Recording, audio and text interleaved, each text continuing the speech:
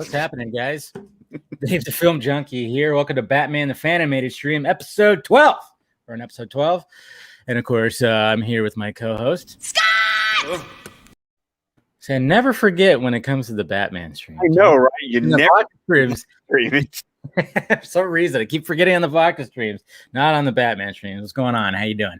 I'm doing okay. So I have to ask, before we start off, when you started to watch tonight's episode, did you remember it? Yes, of course. Okay. Well, I did the same thing again. I watched it twice. Watched it with my mom last weekend. She put it on, and it was one of those things where it was like, when it first started, I went, wait, what it?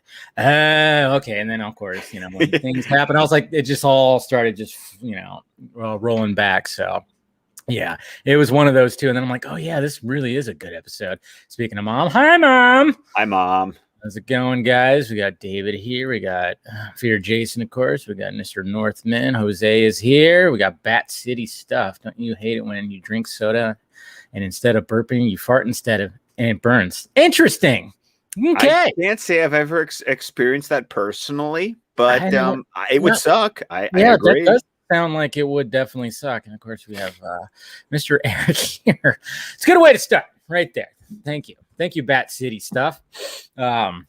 But yeah, speaking of bubbly stuff, I'm drinking some seltzer, man, because I drank so much beer last week that I'm like, you know what? Hey, could you hold it up for me? I've been meaning to look at which. Okay, so you do the Bud Light seltzer. I like the Bud Light ones. I mean, okay, the white Red Claw.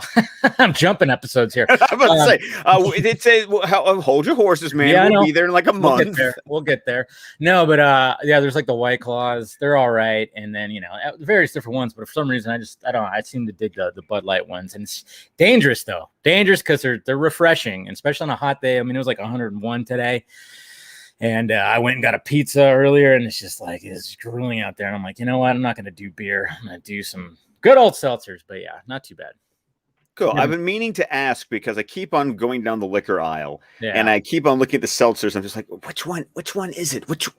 There's too many choices, man. Don't do that to me. I know they're all, and I knew it was going to happen too.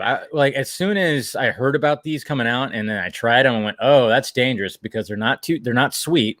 It's just like a little hint of flavor. There's barely any sugar in them, or like there's like hardly any. There's like 1 gram or anything like that. Yeah, it's got 0 grams. It says. Well, there you go. Oh, nice. Yeah, it's got no sugar, and it's like only 100 calories, and it's just. Yeah, it's just like a hint of flavor, but it's mainly just a water. And yeah, I mean, it takes a while to feel something. I will say that, but you don't wake up with a hangover, so that's good. You're hydrated. So, anyways, there you go. There's our seltzer talk. That's what we're talking about right there. Because seltzer. He goes into the whole drug discussion that we're going to have with this episode. Dude. You weren't kidding. I mean, like I told you, didn't I? When things started going on, I was like, oh yeah. I'm like, yeah. When you said like this is like for a kids episode, whoa! I think I even put it in the description of our video. I said like it gets pretty serious for a kids episode. So, yes, we are. Which episode are we on again? It's Never Too Late. Never Too Late. I don't know why I can't remember that title. I'm like, which one again? I always want to say forgot something. Blah blah blah. No, it's Never Too Late. And of course, we got that lovely title card. I love how like I placed it where it looks like the lights just lighting. It's lighting you up just right. I don't know. I fixed. I know last week for some reason you were farther back. I don't know what happened with that thumbnail, but anyways, probably because I got the new computer and I had to transfer things over and everything got messed up. But so yeah, we're this one. I mean, we got Rupert Thorne back. And yes. This is like some mob war shit in this one. I mean, I was about to say, like, how many times watching this episode did you feel like you were actually watching The Godfather? Oh yeah, there's some like, I mean, the restaurant, the restaurant and all this. I mean, it's definite mob. This is what's great about this. This is what's great about this series is like, yeah, you can have, of course, the classic villains, but then you get something like this. And it's just so unique, and it's just really good. And there's, like you said, some serious shit happens in this episode, which we'll get to. And I mean, that's where we start off too. So we meet Arnold Stromwell, who's watching TV, and there's this whole mob war thing happening. Where he's watching the TV. Gordon's on the TV, and he's talking about it. and he's basically saying that Stromwell is about ready to retire. Like he's the old guard, and Thorne is like the new guard.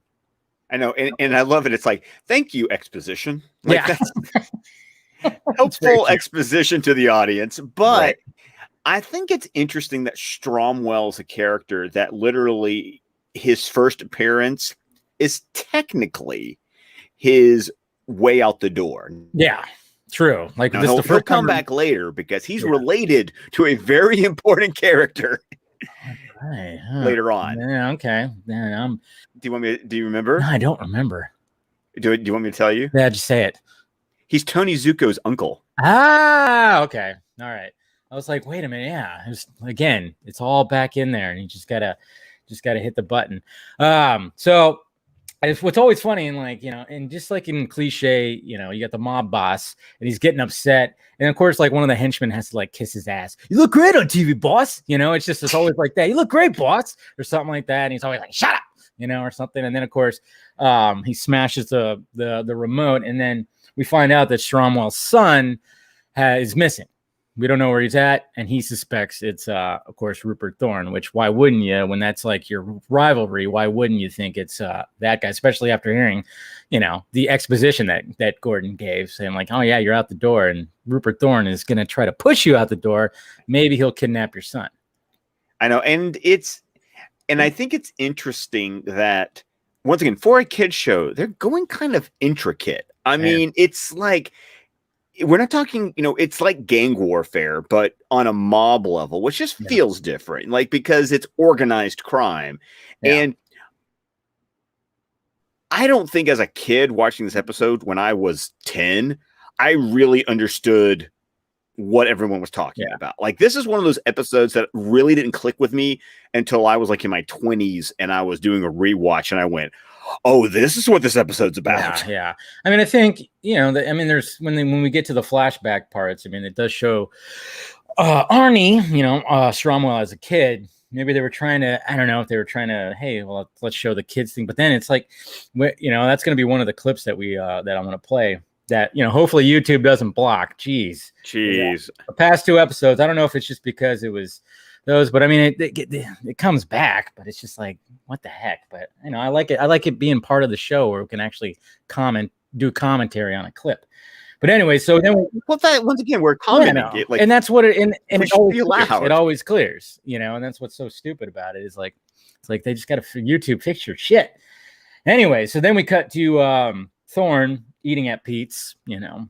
Traditional. I mean, like you said, I mean, you talk about when you have the complete restaurant's empty, Thorne's there, you know, with his people, and then but except there's one guy passed out. Bum. One little bum. Passed out bum on the table, got his head down. But you know, immediately I remember going, oh yeah, okay. It was all just starting to click, and I'm like, oh yeah, okay. Now I'm really remembering this episode, and sure enough, it's Bruce, all, you know, with a beard and everything. Huh? What? As soon as he talks, though, you're like, oh, there's Conroy. It's like, oh, there's Conroy. Okay. Definitely Conroy. And then he even has a cane and everything. And then, of course, he leaves like a little bug so he can listen in, which, of course, it blinks and lights up. You know, at least it doesn't beep. It doesn't beep. Yeah, it doesn't make a noise because but it does, like, it's like somebody, I mean, it's literally like Thorne is facing the table. He could probably be like, what the hell? What the hell's that blinking under the table? Pete! But, so yeah, he's listening. And it is kind of funny, too, because it's like, so we cut to Bruce like when he's listening, and Thorne, of course, is talking about how he wants to pretty much set up Stromwell. And then Bruce is in the Batmobile. I'm like, was he planning on also being Batman tonight, or like? Good. I'm glad to know you're not the only one, because I'm going to be honest. I had a little cognitive dissonance seeing Bruce in the Batmobile. Yeah, I was kind of going like, and he pulls away. I'm like, all right, is he going back to the back? Because it just seems like, you know, I mean, we had the episode, you know, the Forgotten episode where he dressed up and he took like, you know, one of his Studebaker. Yeah. He took like one of his junker cars, and this time it's like, all right, he's in the Batmobile. Cool, that's fine. Maybe he was just well, I mean, I guess it's better than the bike. Yeah, exactly. he only brings that out when it's pouring down rain, expressly.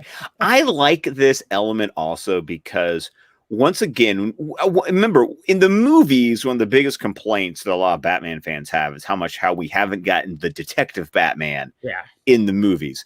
And it's just moments like this that I love how the animated series leaned into the detective aspect, like from the get-go. Oh yeah, for sure. And they do it. I mean, we've talked about it in past episodes too, just random things he does. But yeah. And then Stromwell's of course pissed at everything. He's just a man, an upset dude. And then of course we get to the train track. So here's where we do the little flashback to Arnie and Michael. Michael, right? Yeah, Mike. Yeah, because he calls him Mike. Yeah. That's right. Arnie. And then so they're just walking on the tracks. We kind of get a sense of like, okay, we haven't met the older version, but then what's interesting about this episode too is, I mean, when we get to it, you're kind of like, because we see this flashback where a train's coming. By the way, animation, great, so good. I finally paid attention. Spectrum is the studio. Okay, Spectrum is the studio that does the good episodes. I mean, the good episodes. When the train is like coming in, I just love how it's like got that, that smoke, and it just kind of, it reveals itself like it's, this thing's coming for you, kid. It's coming for you, almost thing. And you got the music, of course, the beautiful score that we always rave about from Shirley Walker.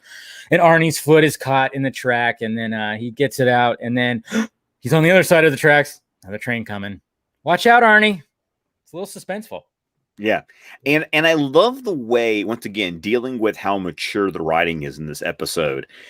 You're dealing with a man who's basically having a PTSD episode. Oh, yeah. Like the blinking railroad crossing lights are a trigger for him. And once again, I love the fact that they're dealing with this in such a realistic, serious manner. Like, no, that's literally how psychologically this would work. And it's a great way to set up the relationship that is going to be kind of a slow burn, because we don't understand at this moment what the heck this little flashback has to do with anything, especially since as you look at the title card art, the train's in the title card art. So the train's important, but we don't know why, and they make us wait to find out. Yeah, because it cuts before, when you just see Arnie, like, his eyes get all again. So then you don't know. You're like, well, wait, what happened? And then of course, we'll eventually find out, which is actually a really good scene. That's the clip I have that we'll show in a bit. And then of course we cut to Batman. This is a beautiful shot too. Batman on top of that church. And it just like pans up, and you see the gargoyles and stuff like that. I'm like, look at that Batman. I mean, that'll give you a Woody right there. Any Batman fan. I mean, it's just good. The animation. I think it's also interesting. I don't know even today, the use of the cathedral, him going to talk to the priest. Like, I honestly don't think you could get away with. Like, you wouldn't put that in a kid's cartoon these days. Like that. Like, yeah. No aspect of it and stuff like that. Yeah, you might be right. That's interesting. Didn't think about that. But like you said, he does talk to the priest because he talks to Mike. Yeah, and reminds me. You know what it reminds me of? Have you ever read For Tomorrow, the Superman comic by Azzarello and Jim Lee? I have not. Okay, I'm not a big fan of the comic, but there's a recurring element in the story of Superman going to talk to a priest. So it was kind of a cool. Now the comic wasn't written until like 2004, so this came first. Wow. But I still like this idea that Batman's talking to this priest, and you can tell by their conversation that they've talked before. Yeah. They know each other because they're father. Yeah, right. It's time. Yeah. It's like there's an understanding between them, and I think that's so cool because once again, slow burn. Like you don't know. The audience is not being. Who is this guy? Yeah. Who is this guy? What? Why does Batman need to see a priest? How does this connect to the mob war? Like, we don't know. And honestly, it's asking for a lot of patience from a children's audience. Really is. And then Eric, you just mentioned that in the chat. Yeah. Superman talking to the priest. Yeah, I'm sure that was probably that's what Snyder pulled for Man of Steel during that scene.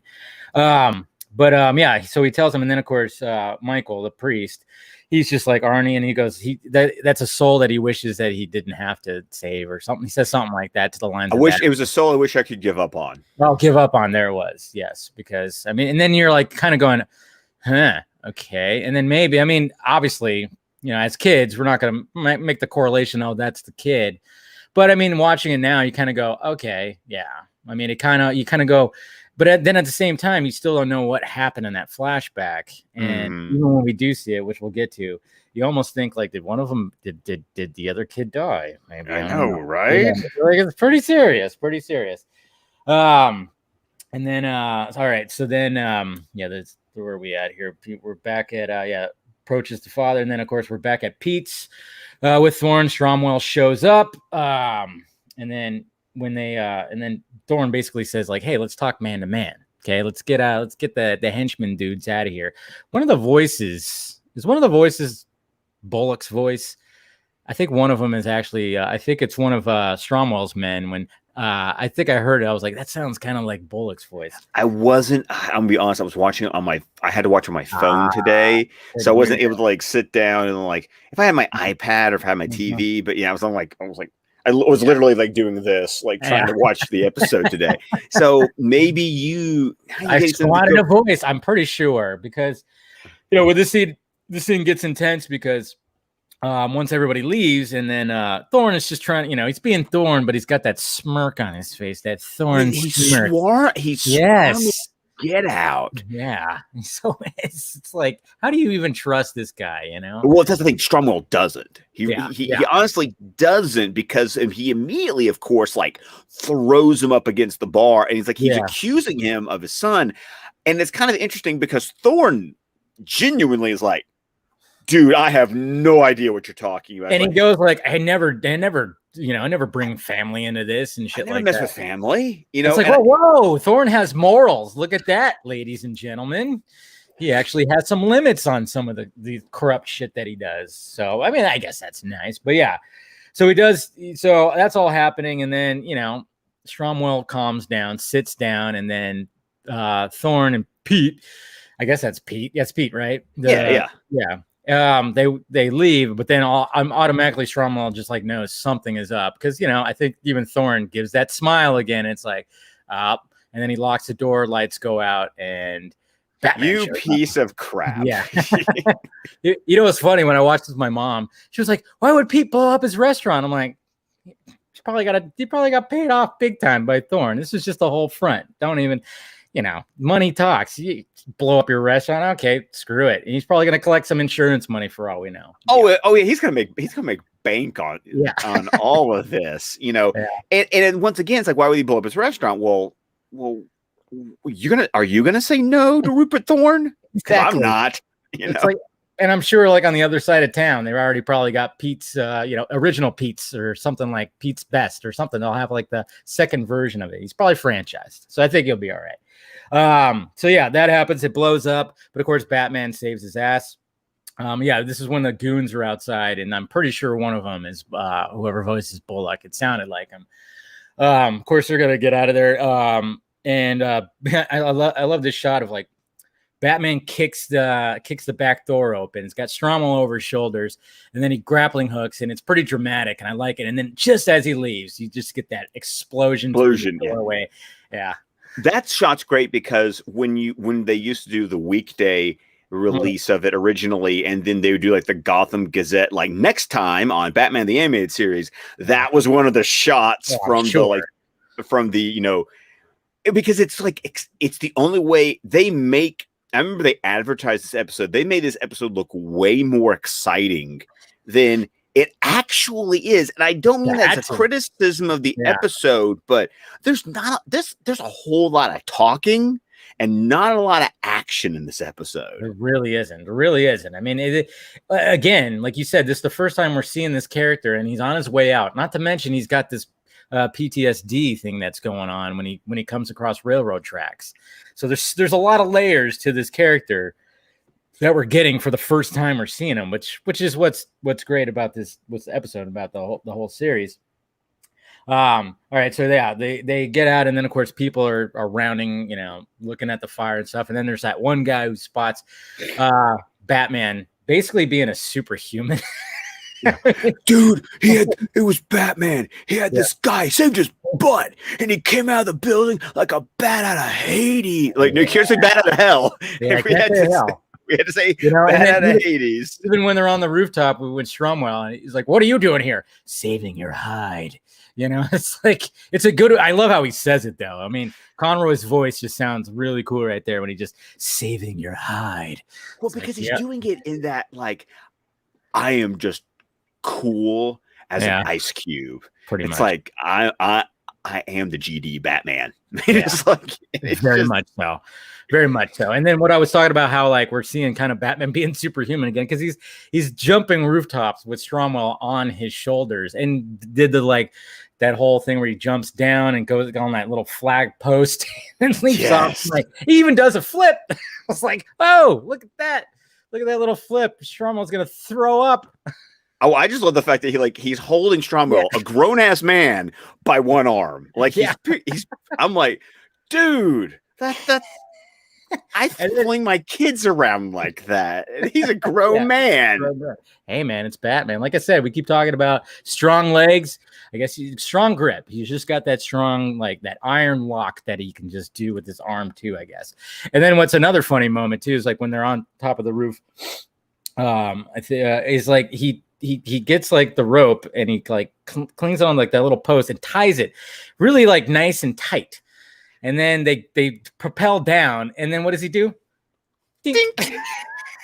I'm like, me and my mom were even we're like laughing about that. I'm like, wait, it was really cool that they actually showed him like literally go, wrap it around like as you would do, because, well, two grown men are going to be propelling down this building on this rope. It makes sense. But the fact that he just dink. What also got me was the amount of time he spent to hook it and wrap it around, and all he did was jump. Like literally, it was like, we're not swinging, we're not doing. We're literally just going down the street. Okay, cool. That's all I needed to do. That's all. All of that, very dramatic, just to get down to the street. Okay. Yeah, it was very dramatic. But then, of course, that one guy's telling Gordon and everybody. And then, of course, we have Gordon and Bullock. And then Bullock, it's just a funny little moment where it's like, your hair look better on TV. It's just like, you're just gonna like. Oh no, the one I loved is he's like lamenting that Pete's is burning down. It's like, they have the best cannoli. Yes, I even wrote that too. I wrote that. Yeah. I was like, dude, really? This place is burning down, and you're just like, food. I can't get a pastry here anymore. It's all about food. It's all about the food. And then there's some really cool transitions in this too. There's like, because when we leave the street, it shows like a light post, with like the ball, the bulb, and then it transitions to like the moon, and then it pulls back, and now we're at Thorne's place. I was like, oh, that's, there's some really, throughout the series, you get these cool little transitions like that, and that was just like one that just stood out. I mean, it happens twice too, where it kind of does a transition with the moon. The second time being like you see the moon in a different spot, and there's like bats that are floating around. But yeah, so we're at Thorne's, and he's just basically, hearing that, oh yeah, they got out, and he wants everybody to go, of course, get Stromwell and the Batman. So of course we had to get that scene where he finds that out. But then we're back with Stromwell and Batman, and then Batman's just pretty much interrogating him, just getting on him for like, hey, come on, you need to like shape up. Shit's bad out here. I know, and this is where I'm not sure if you got this feeling too. It felt a little bit like Scrooge, like a little Christmas Carol-y, like Batman's like one of the ghosts of Christmas, whatever. And he's kind of showing him around, like, this is where you got started. First you sold drugs, now you manufacture them. And a little Strong was like, prove it. Prove it. He keeps on saying prove it. He's all, and then I love how he goes like, hey, I'm not forcing anybody to take him or something like that. He's pretty much putting the blame, like the full on blame on the users. If I was selling drugs, I didn't make them take it. I mean, what are you talking about? And then he just rounds it up by saying, I was selling candy.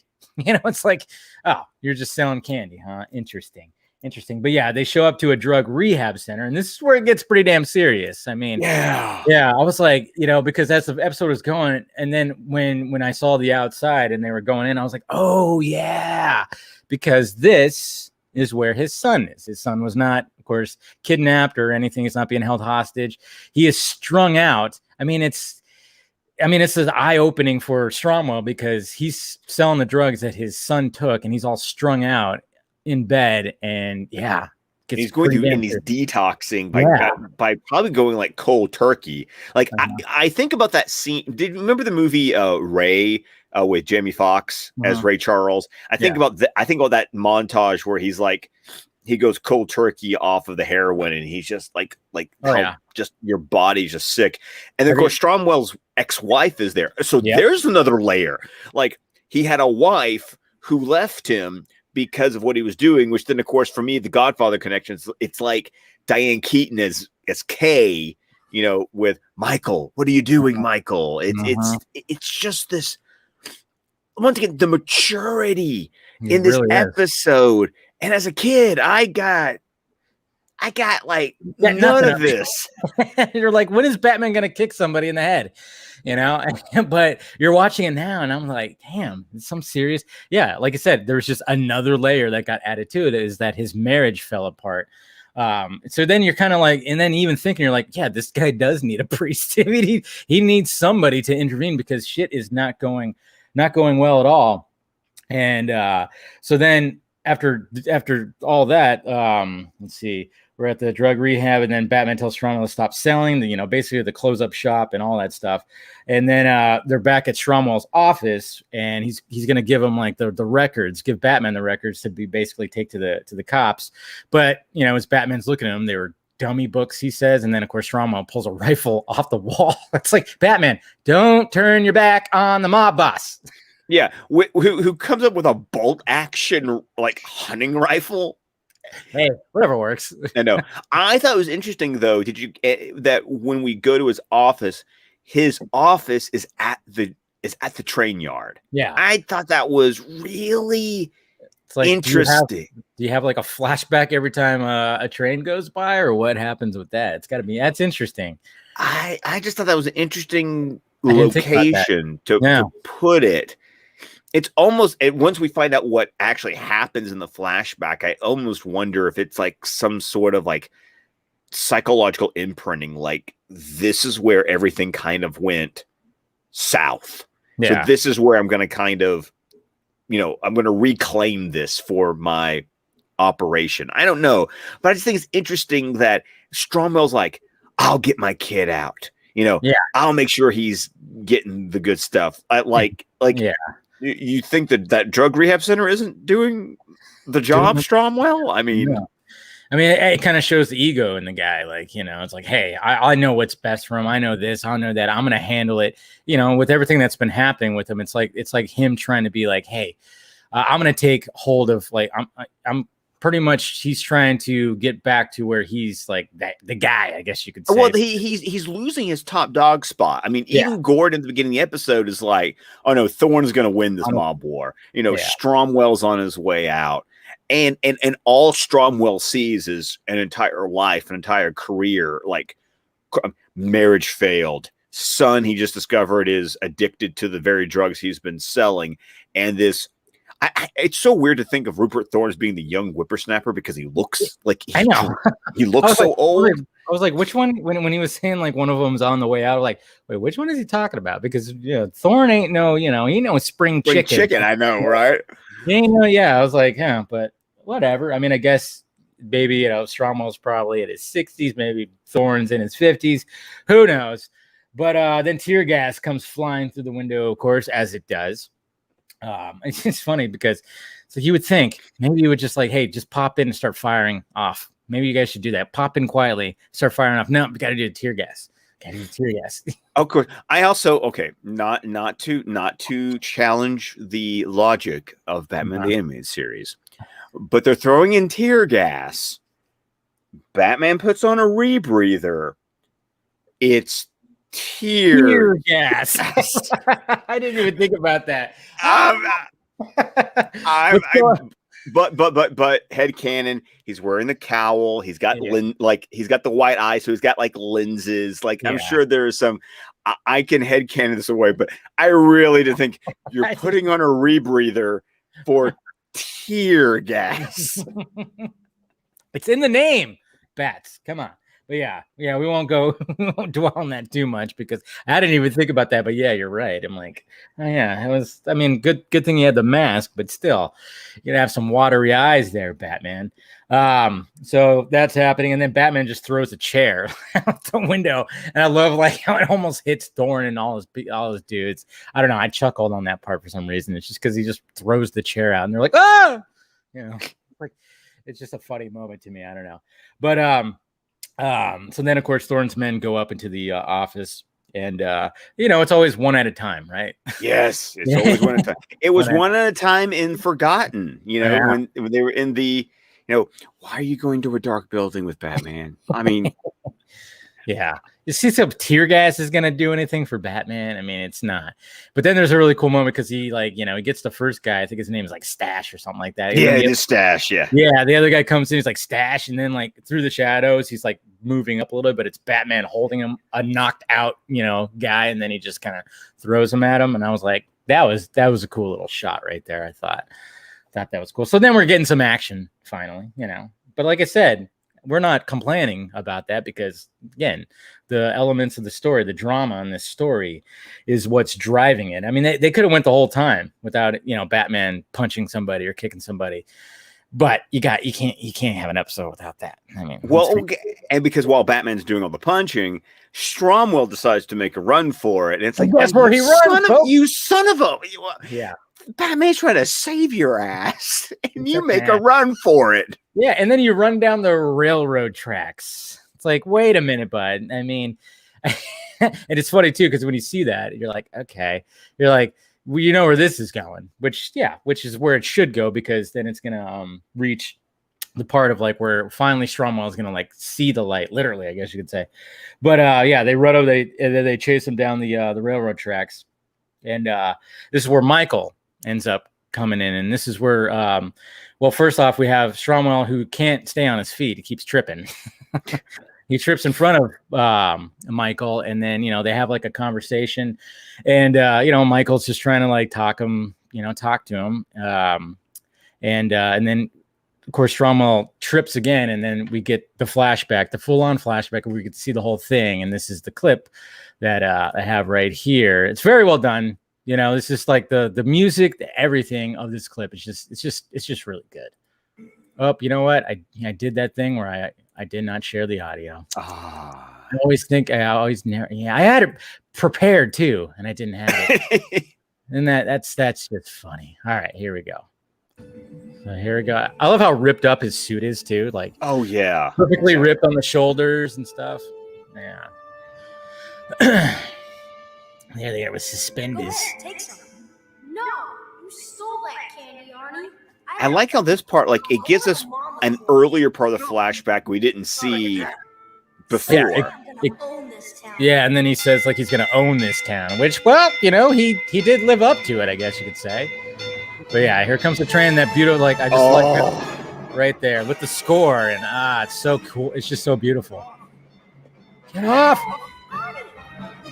And it's just the score. Right, so and this Shirley Walker score reminded me a little bit of like when she worked on the Flash series in the 90s, or it sounds it's one of those scores that sounds a little bit more Elfman than we get normally on the animated series. Yeah. So Arnie barely gets away, and it's like, dude, get off the second tracks. There's another train coming, and this is where we didn't see the other part, and then he's losing. Yeah, because so there's Mike. Oh, so Mike, and then you're kind of going, okay, does Mike die? And it's screeching. Oh man, it's just so well done. I mean, this thing gave me like anxiety as a child. Seriously, because then you're like, what happened to Mike? You're like, did he die?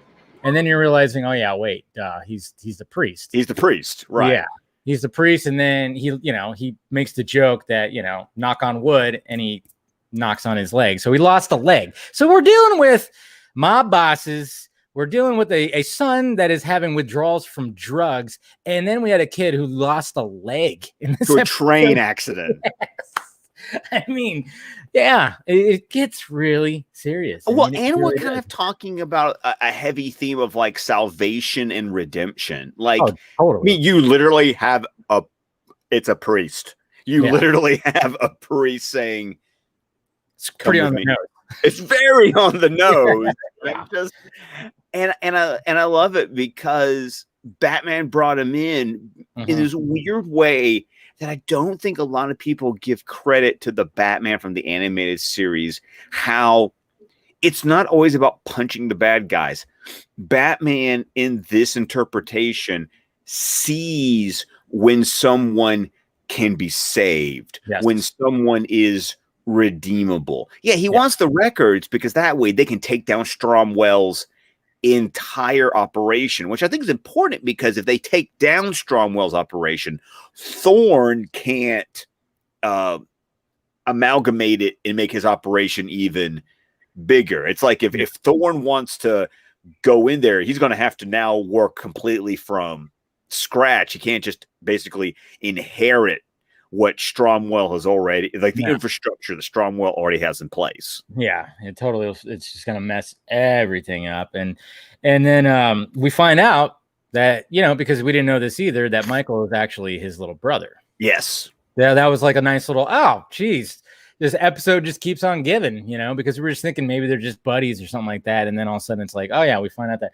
And then in the meantime, you got some of Thorne's men that are trying to like sneak up on this whole thing. And Batman, there's a great shot. He just like clings two heads together, head to head contact, that move. It's a cool little Batman shot, of course. Yeah. Don't interrupt the family moment. This is family time. Exactly. And I love it how Stromwell and Michael don't even know the goons are there. Like, it's like, no, it's like Batman said, no, they're working this crap out. Boom, get out of here. Keeping the peace. And then, of course, Thorne shows up, and then, Batman intervenes with that too. And and that's pretty much, the episode right there. It kind of ends pretty quickly after this, I will say, because it's like, finally Stromwell realizes after all this, after just being like a shady douche, especially to Batman, it's like all of a sudden you hear the sirens coming, and then he's just like, he's hugging his brother, he's crying, and then they're just showing up, and he's got his arm around him, and he's like, he's just ready. It's all of a sudden he just looks like he's ready. And then Commissioner Gordon comes out and he goes, Gordon, I have a statement to give. And then it's like, and then Batman, you get a shot of Batman up on the rooftop, and he's like, there it is. Yeah. But it was like, there it is. Like you said, it wasn't that, he saw that it was that he was redeemable. And sure enough, bam, right there. Well, and what does the episode end on? Because Batman turns and it's the cathedral. Yeah, the cathedral. I know. It's like very much on the nose when it comes to that. And it's like, but it's good. It's just really, it's a really solid. Really good. And I feel like this is like a sleeper episode. I feel like it's an episode that no one remembers from their childhood because of how mature it was. So no one talks about it when they have conversations about the amazing episodes in the series. I feel like this one needs to be in the conversation more often. It does. Well, like when we were talking last week about it, I was totally going, which one is this again? Yeah, because it's not on the top 10 list, even though it's strong enough to be, and it might be now. I mean, maybe we'll do like whenever we get through these episodes, we should do like a top 10 thing or something like that. And this one, I mean, like you said, I mean, there's no rogues gallery villains. I mean, there's Rupert Thorne that we recognize, of course, but at the same time, it's just, and like you said, I mean, it's really got that feel of like a Godfather feel, the mob war, all the stuff, Pete's restaurant, the blowing up of all that, the screwing over, the shadiness, all this stuff. It's just all there. And it's about relationships more than anything else. It's not about the pew pew punch. Yeah. And I like that. I really want to make a case for this being like a top tier. It needs to be episode. It needs to be. I mean, and I like what you said too about how Batman was kind of like being like the, I guess you say the ghost of Christmas present because he basically takes him to that drug rehab to be like, this is where your son is at. And then one thing we didn't really mention too is like, the mom didn't know that he was there either until Batman contacted her. So Batman's like puppeteering all this to try to, because he knows exactly. He's playing chess. Yes, he is. Yes, he really is, because he's placing all these pieces for Stromwell to like come to his senses, because he knows the only way we could stop this mob war is if he just comes clean. It's not that like how hard he punches him or threatens him and stuff. He gives him a little bit of a threat at the drug rehab, which is a cool little moment. But at the same time, it's like, he's just placing all the pieces and it ends up working. It's cool. Oh, yeah. Oh, that reminded me, because you said that. I that's one of those great scenes where Strom was like, I ain't going in there. And Batman punches the wall. Yeah. And Strom goes, maybe I will. Yeah, exactly. No, that was that's a good little moment. It's a good little Batman moment. So, but there you go. Anything else to add to the episode? I just, like I said, I just want to throw this out there about, fans of the series. I mean, if you have not gone back and watched this episode recently, I mean, go give it a serious watch. Really good. It's really, really good. Yeah, I mean, that scene we just watched right there. I mean, that like you said, I mean, they really give you some anxiety, just like how it's animated, how it's doled out because it's a flashback. And then we see Stromwell just kind of like losing his mind as it's all being played out. Yeah, just very, very, very well done. But you know what? Next week, guys, we got Batman in the basement. Oh God, I can't. Oh, the whiplash, whiplash. I know, because like right after that is Heart of Ice, which is one of the oh my God, we go from It's Never Too Late to what is quite possibly maybe not the worst episode of Batman the Animated Series, but we're talking like scraping the bottom. I'm sorry. Yeah. I will be fair when I give it a rewatch. Yeah. But I'm sorry. I've Got Batman in My Basement is like one of those episodes. Sounds like, I mean, it's an interesting title. I mean, it's a maybe, you know what? I mean, obviously this wasn't broadcast. We're not doing the broadcast list, but it's almost like they were like, hey, we went a little too heavy with the adult content in this episode. Let's do a kids episode next. Okay, we need something. And it's the first appearance of the Penguin. That's right. Huh? I've totally forgot about that. Oh man, eek. Did we ever figure out who voiced Stromwell? I think my mom was looking. I saw the name. Nobody recognizable. Yeah, okay. The name's not recognizable. I did not IMDb to say, oh, that guy. But but just looking at his name, nothing about his name like popped, because I paused to check it out. Yeah. I think she was looking, and I don't know. I was on my way out the door, and she was trying to pause in the right spot. It was funny. Sometimes, I mean, HBO Max can be a little wonky. Yeah. It could be, especially on my phone, man. I'm like, when I cast it on my phone, and it sucks too, because it's almost like I have to have the app completely open, or else if I close it out, my phone will have to like redo it again. And I'm like, damn it, I'm trying to rewind just 10 seconds. Now I got to rewind 30 seconds because the app had to reload up on my phone. So it gets, and then sometimes if I do it too much, it just locks up and I have to close it completely out, recast it. Damn this HBO Max. I started watching Fear Street. I haven't finished it yet. Oh, 94, 78. Yeah, 94. I am actually surprised. I was like, because I saw the trailers. Yeah. And then, but I didn't know. I was like, is it hard PG-13 or is it R? No. It's R. Oh, it's R. Okay, it's cool. R. Because I was like, R.L. Stein, is it going to be, are they just going to toy it with, is it just going to be implied about it? Oh, never mind. Yeah, it's definitely rated R. But yeah, I didn't finish it. I'm not sure why. Why didn't? Oh yeah, because I had to run some errands and stuff like that, and then work on some stuff. But yeah, I'm gonna finish that and then watch. What is it? 78. 78. Yeah. I know it all connects and everything like that. It's interesting. I mean, I'm trying to remember, like, if I knew like the story, like these stories. I'm trying to, because I remember having some of the books. The Fear Street. This is an original story. It's an original story. Okay, I'm about to say, like, I was like trying to remember back. I'm like, okay, it wasn't. Nothing was really clicking too much, but I mean, it felt familiar. But Yeah. But yeah, anxious. And there's going to be what, 3 of them, right? Yes, because next Friday it's a trilogy. So Yeah. next Friday is 1666. Yeah. And yeah, I didn't realize that Maya Thurman Hawk. Oh, it's Thurman. Well, you know. Well, yeah, I didn't know her she was mom. I mean, yeah, you know. yeah. Man, I tell you what, I always, after watching Stranger Things, I was always like, I would like her as Batgirl. She'd be my Batgirl choice, I think. I don't know. Well, when you get to 78, there's another Stranger Things alum. Yes, I saw the trailer, and it's the other redhead girl, right? Yes, it is. Yes.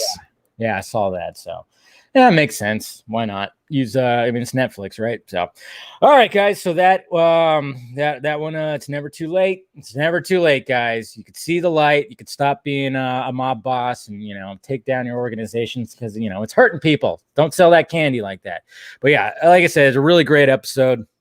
Definitely give it if you haven't gone back and watched it, do yourself a favor. If you watch it now as an adult, you're going to appreciate a whole lot more. And it's just, again, it's just crazy how serious it really gets in this one. That's why, next week we got Batman in the basement.